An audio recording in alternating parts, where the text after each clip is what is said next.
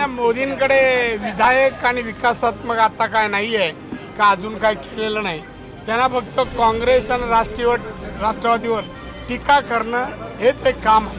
प्रत्येक निवडणुकीत लोकसभेला जे मुद्दे होते ते विधानसभेला नाही.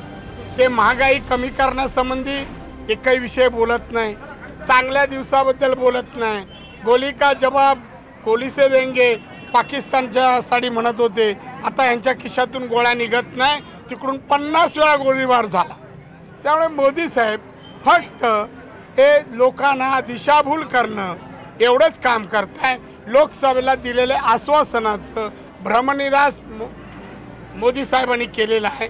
तेव्हा जे विषय होते आता नाही, आता शिवछत्रपतींचा त्यांनी मुद्दा आणला, पण महाराजांची आठवण यापूर्वी झाली नव्हती.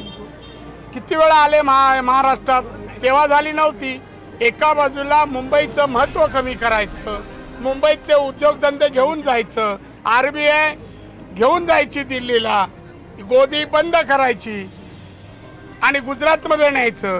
इथले एक सेंटर पालघरचं प्रशिक्षण केंद्र तेही गुजरातमध्ये नेलं, इथले उद्योगधंदे गुजरातमध्ये न्यायचं आणि महाराष्ट्र जागतिक पातळीचं मी राज्य बनवीन, हे सगळं मला वाटतं सगळं खोटं नाटक बोलण्याचा जे प्रयत्न करतात पंतप्रधानासारख्या माणसालाही शोभा देणार नाही.